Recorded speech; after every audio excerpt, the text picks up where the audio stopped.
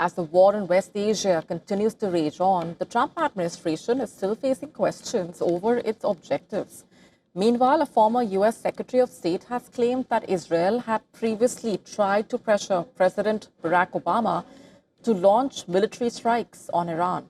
Antony Blinken, who led the State Department during the Biden administration, claimed that Israeli leaders had warned the Obama administration that they would attack themselves if Washington refused.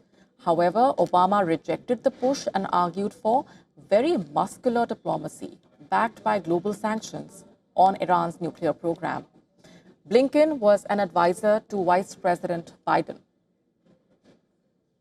during Obama's term.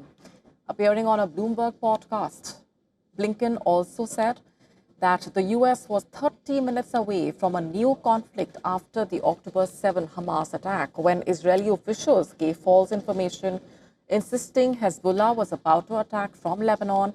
They pushed for a preemptive strike. But ultimately, the U.S. did not oblige. The Israeli push mentioned by Blinken sounds similar to a claim by the current Secretary of State.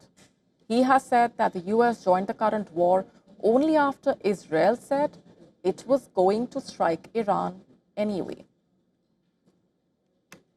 We knew that there was going to be an Israeli action. We knew that that would precipitate an attack against American forces. And we knew that if we didn't preemptively go after them before they launched those attacks, we would suffer higher casualties.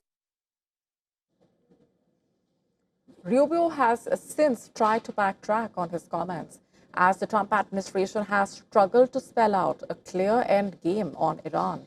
The U.S. and Israeli attack started on the 28th of February with a strategic decapitation strike, killing several top military and political leaders, including the supreme leader of Iran. But any hopes of a quick surrender, regime change, or mass uprising in Iran have not materialized.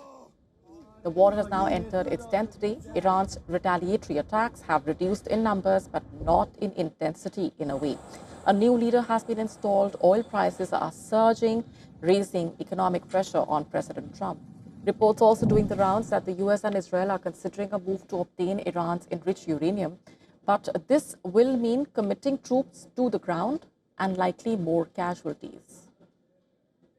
There are also reports that the Trump administration is considering capturing a strategic oil terminal in the Persian Gulf. About 90% of Iran's crude oil exports pass through this island.